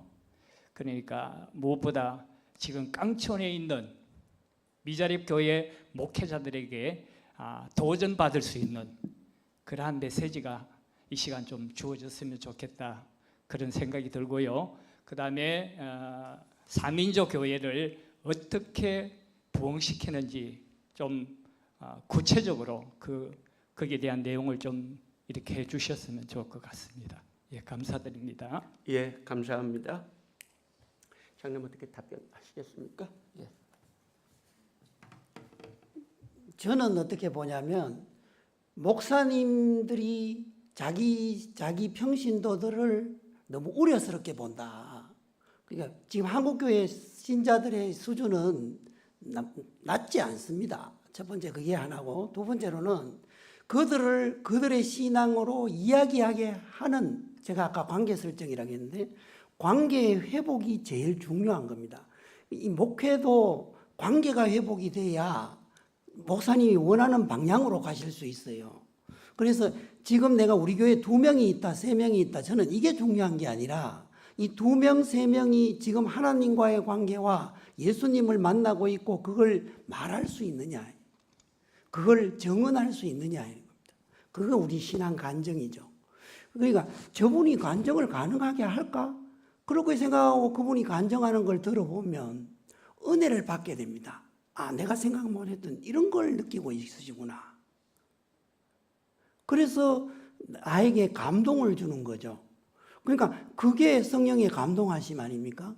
그래서 그걸로 통해서 내 신앙을 돌아보게 된다는 거예요. 그러니까 우리는 지금 자꾸 악순환을 하고 있는데 선순환을 하기 위해서는 우선 목사님이 기쁘셔야 되고 그 설교를 듣는 사람이 2명이라고 생각하면 그 2분이 기쁘시면 되는 거 아니겠습니까? 그 2분이 기쁘시고 서로 하나님 은혜에 대해서 이야기하면 그게 은혜가 되는 것이고 거기에서 저는 그 전에 우리 교회는 목사님의 설교를 비판했지 평가했지 목사님의 설교 속으로 깊이 들어가서 체험하고 자기가 그 말씀을 사귀고 다시 되뇌어내고 이런 심화 과정을 안 했다고 봅니다. 근데 지금 우리 교회는 그게 되고 있다는 거예요. 그래서 전부 목사님 말씀에 은혜를 받고 있다는 것이고 그 은혜를 말하고 있다는 것입니다. 그리고 그런 게 살아나는 것, 관계가 살아나기 때문에 다시 말하면 내 옆에 있는 사람들이 영향을 받게 돼 있고 나도 역시 이 기쁨을 이야기하게 돼 있다.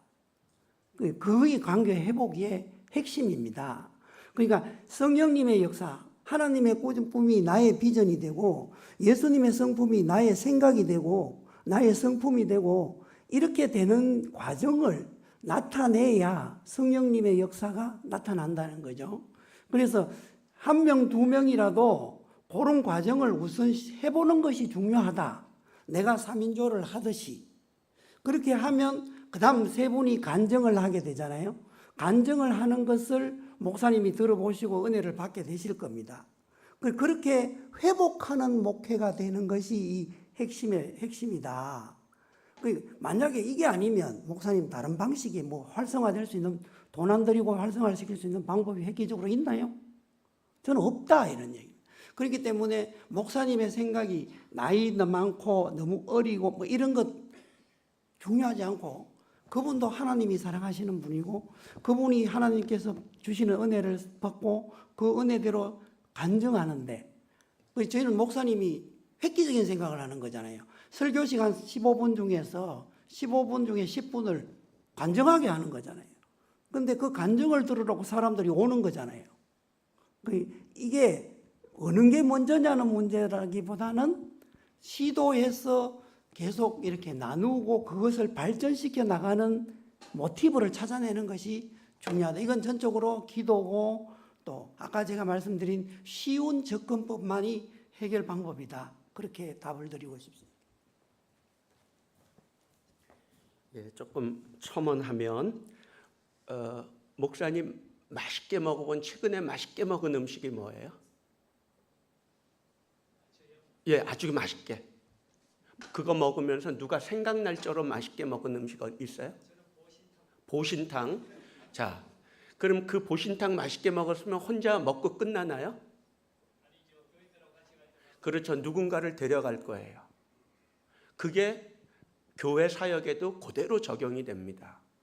교인들이 목사님 설교 말씀에 집중해서 듣고 그 말씀에서 은혜 받은 거를 우리 지금 장로님 부인 되시는 권사님 설교 3번 듣는다 그러는데 이거 하면 교인들이 설교 몇 번 들을 것 같아요?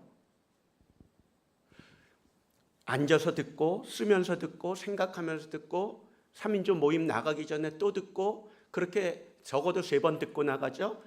현장에서 3번을 또 들어요. 이 사람도 그런 식으로 듣고 왔고 2번째 사람도 그렇게 듣고 나온 사람들이 서로 얘기를 해요. 그리고 설교 듣다가 조금 이해가 안 됐던 거 거기서 해결을 해요. 자기들이 거기서 다 도와줘요. 목사님 설교 메시지는 이런 내용이었다.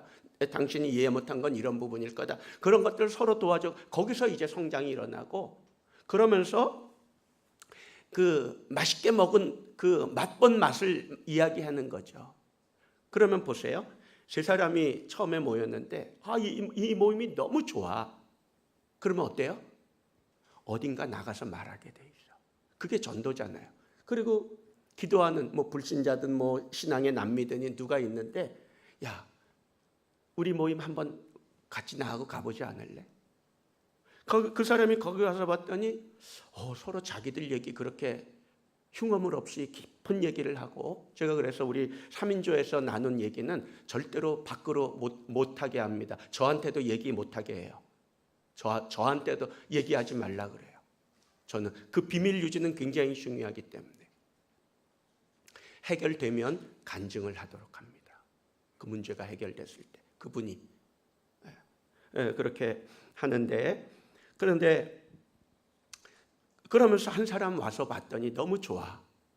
그러면 꾸준히 오는 거죠. 교회 오라고 그러기 전에 주일날 예배 나오라 그러지 말고 그 모임부터 들어와서 익숙해지면 그 모임 안에서 그게 모판이 되는 거죠. 모판 단위로 교회 안에 이렇게 이식이 되는 거죠. 그러면 그 사람이 교회 안에 정착될 확률이 높아지는 것이고, 그러면서 교회가 부흥할 수 있고 3인조가 될 수 있고 그것이고, 앞에서도 말씀드렸지만 그 교회가 있는 마을 하나만 점령하도록 하시면 됩니다. 여러분이 그 교회가 있는 그 마을 인구조사 해봤어요? 여러분이 있는 교회, 그 교회가 있는 마을의 인구가 몇 명? 인구가 몇 명입니까? 그거 조사해야죠. 그리고 연령층이 어떤 사람인지, 직업 분포는 어떻게 되는지. 그래서 거기에 맞게 그 마을 하나만, 아마 그 2-3사람 있는 교회 마을은 아마 세대가 10세대, 20세대 안 될 것 같네요. 그렇다면 20세대만 복음으로 점령하면 되잖아요.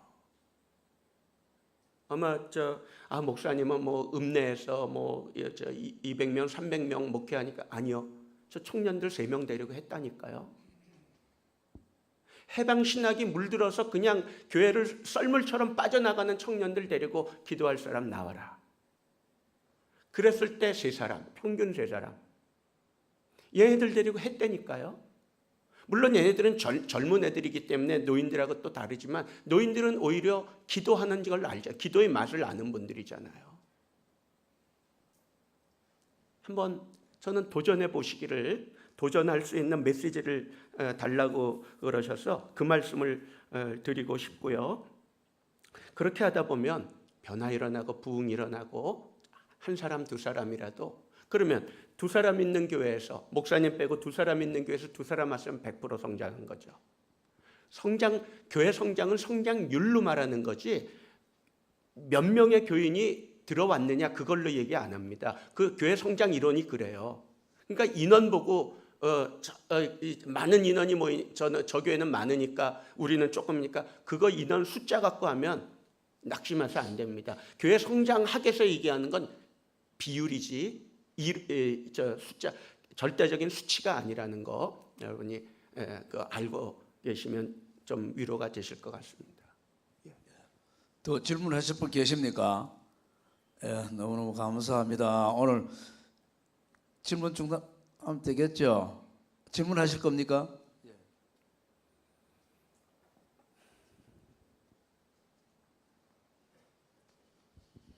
예, 목사님 강의 잘 들었습니다. 목사님, 제 3가지만 좀 질문을 좀 드리고 싶은데, 일반 교회에서 구역 모임도 있고 또 소그룹으로 세일 모임도 있습니다. 세일 모임 같은 경우에도 말씀을 나누고 기도도 하고 또 성장을 하며 번식도 하고 하는데, 이 3인조 교회가 세일 모임과 다른 탁월한 것이 있다면 무엇이 있는지, 차이점이 있으면 무엇이 있는지 말씀해 주시면 좋겠고, 교회 안에서 행하는 모든 프로그램들이 그렇습니다만 모든 것들이 지속적으로 계속되어지는 게 참 중요한데, 또 교회 안에 체질화되는 것이 중요하다고 생각이 되는데, 처음에 시작할 때는 반짝했다가 또 시들해지려고 하는 경우들이 상당히 많이 있기 때문에 3인조 교회를 이렇게 교회에서 진행을 해 가실 때 이게 지속적으로 해 갈 수 있는 방법, 지속적으로 해 갈 수 있도록 하기 위해서 하고 있는 것이 무엇인지, 말씀하시는 가운데 간정들이 많이 말씀하시는데 이 간정도 그 가운데 하나의 방법이라고 생각이 되는데, 이런 3인조 교회가 계속해서 지속되어질 수 있도록, 3인조 모임이 지속되어질 수 있도록 하는 방법이 있다면 무엇인지 말씀해 주시면 참 좋겠고, 또 한 가지는 이 세일 모임이든지 무슨 모임이든지 이 리더가 그 역할이 가장 중요하다고 생각을 하는데, 아마 평신도 목회자를 세우기 위해서 훈련 과정을 갖고 훈련을 하시는 줄로 아는데 이 리더를 세울 때, 리더를 교육할 때 리더가 어떤 면을 3인조 교회를 할 때 있어서 리더가 무엇을 갖춰야 되는지 가장 강조하고 가장 깊이 있게 교육하는 것이 무엇인지 말씀해 주시면 도움이 될 것 같습니다. 예. 청년. 제가 실무진이라서 자꾸 말씀을 좀 드려보겠습니다. 외부에서 오는 사람에게 너 교회에 어떻게 하면 선택할래? 이렇게 물어보면 작은 교회일수록 특성화된 교회를 선호한다고 되어 있습니다. 두 번째는 친밀한 교회, 세 번째는 사람 중심인 교회, 네 번째는 전문성이 있는 교회. 우리 주변에 좋은 교회가 있으면 작아도 갈래? 물어보면 84%가 간다라고 이야기하고 있습니다. 다시 말하면 우리 교회가 좋다라는, 좋은 교회라는 생각이 되어 있으면 전도가 된다는 뜻이고 사람이 온다는 뜻입니다. 누구한테서요? 목사님 말고 교인들한테서요. 그러니까 이 3인조 교육이 어떻게 지속되느냐는 문제는 첫 번째는 목사님이 제일 중요합니다. 저희 목사님이 3인조 아니면 안 된다고 생각하기 때문에 3인조가 되는 것입니다. 저는 그때 그렇게 답변을 드리고, 저는 장로 중에 한 사람으로 3인조를 극렬 반대한 사람입니다. 순모임하고 뭐가 다르노? 이렇게 달라들었던 사람입니다. CCC 가서 순모임용 교재를 제가 다 분석해 봤습니다. 차이점이 하나입니다. 이거는 우리끼리 살면서 우리끼리 사는 이야기를 나누는 것입니다. 내가 신앙적으로 하나님의 경험한 걸 나누는 것입니다. 뭘 중심으로? 지난주에 목사님 설교 중심으로. 저희가 지금 자꾸 엑기스를 이야기하는데 이 엑기스를 여러분들이 알아차리셔야 해결이 됩니다. 목사님들은 선포만 하기에 중요하고 이 준비해서 막 선포만 하면 된다고 생각하지만 듣는 양들한테 가슴에 와닿지 않으면 이게 울리는 꽹과리하고 뭐가 다릅니까? 다시 말하면 설교를 듣고 싶고 사모하고 갈망하는 마음이 생기게 해주는 게 요 운동이다. 이런 얘기입니다. 그 다음에 리더를 키우는데 리더를 키우는 게 아니고 리더가 이미 다 성장해 있어요. 그걸 우리가 활용하는 것입니다. 그 사람을 참여시킴으로써. 그래서 지금까지 자꾸 우리는 간증하는 게 힘들다 또는 내가 거기 가서 이끌 수 있는 능력이 되나 이런 상투적인 거절에 자꾸 상처받기 때문인 거죠. 그렇게 하지 말고 그 사람들하고 목사님이 제일 먼저 3인조를 해가 하고 권사님이 한 사람이 있으면 그 3인조 해가 하고 하는 것을 계속 지속적으로 보면서 업그레이드 시켜준다라고 생각하면 됩니다. 우리 목사님들은 그런 능력이 다 갖고 계시고 또 이미 3인조뿐만 아니라 순, 셀 이런 걸 다 경험해 보셨기 때문에 그리고 오고 싶은 모임, 오고 싶은 교회, 듣고 싶은 설교, 하고 싶은 기도 왠지 모르게 내 마음이 막 이렇게 움직여가고 하고 이런 거요. 이것 때문에 새벽기도 오는 거 아닙니까? 그래서 새벽기도 막 하다 보면 습관이 되는 거잖아요. 그 습관이 되고 난 다음에 은혜가 없는 거잖아요. 계속 하던 말만 계속 기도하고 있고. 그거하고 똑같은 거다 이 말. 그래서 그렇게 반대로 가는 거 이게 지금 이 3인조 기도 운동 또는 3인조 교회 운동을 살리는 방법이다. 첫 번째는 목사님의 생각이다. 이거 아니면 방법이 없다. 두 번째는 이 생각을 지속적으로 교인들에게 전해지면 교인이 이거 안 하고 안 되면 안 된다라는 생각을 하는 순간 달라지기 시작하는 것이죠. 그까지는 리더의 의지고 두 번째는 그 모임을 어떻게 목사님이 계속 이야기할 것이냐 성도가 이야기하게 할 것이냐는 겁니다. 성도가 이야기하게 하는 것을 잘 해야 된다. 들어줘야 된다. 대부분은 지가 말하면서 지가 부족한 걸 깨닫습니다. 지가 말하면서 이게 성경적이지 않다는 걸 안단 말이죠. 이런 걸 자꾸 끄집어내는 능력이 목사님한테 있어야 되지 목사님이 자꾸 가르치려고 달라들면 이 문제는 회복이 안 되는 문제다. 세 번째로는 이렇게 함으로써 성령의 역사함을 찾아내는 게 그게 기쁨이겠죠. 그게 생기는 거죠. 그게 생기니까 우리 교회가 좋은 교회다. 내가 이거 하기를 잘했다. 이렇게 되는 것입니다. 그러니까 정말로 소규모라서 힘들면 교인 3명을 저희 교회에 보내주십시오. 과정에 4기에 보내주십시오. 그리고 그 교인의 간증을 한번 들어보십시오. 그러면 그 사람이 요 와서 어떻게 느끼느냐. 그 사람이 와가 안강영락교회가 좋다 이렇게 말하지 않을 것입니다. 자기 교회가 좋다라고 말할 것입니다. 그런 운동이다 이거는. 그래서 순하고 비슷한 것 같지만 다르다. 그렇게 말씀드리고 싶습니다. 이 정도로 하시면 되겠습니까? 예, 너무 감사합니다. 네. 잠깐 말씀드리면 3인조하고 셀하고 다른 거는 구역 셀 이러기에 하면은 어때요? 구역 모임이 긍정적으로 흐르던가요? 좀 뭐 제 경험을 얘기해서 죄송하지만 구역 모임 하게 되면 긍정적으로 시작했다가 부정적으로 끝나거든요. 3인조는 절대로 그럴 게 없어요. 세 사람이 모여서 그렇게 말할 여지도 없고, 왜? 3인조가 모여면 꼭 해야 될 말만 딱 있죠. 훈련 과정 속에서 평신도 목회자 그 리더 훈련 과정에서 그거를 이렇게 정해줘요. 아웃라인을. 요거 넘어가지 않도록. 예. 네, 감사합니다. 우리 장대영 목사님 또 우리 같이 오신 여러분들에게 감사의 말씀을 드리면서 크게 박수로 여러분 감사의 표시하십시다. 너무 고맙습니다. 예, 감사합니다. 예, 감사합니다. 예, 예. 우리 교우들에게도 한번 우리 박수. 예. 예, 감사합니다. 장로님 여러분 또 안강영락교회에서 오신 교우 여러분 너무너무 고맙고 대단히 감사합니다. 여기가 경동노회입니다. 예, 너무 감사하고 예.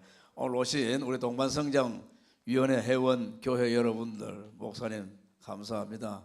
동반성장위원회 위원 목사님 장로님 또 전문위원님 잠깐 앞으로 나와 주시기를 바라고요. 인사 말씀을 드려 빨리 나오세요.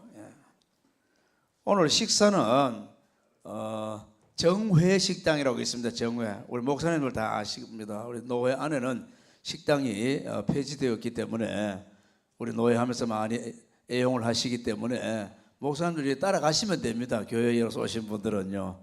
좀 따라가시고 정회 식당에 저희들이 예약을 했습니다. 가시는 대로 식사가 될 겁니다. 해주시고 너무너무 고맙고 감사드리고요.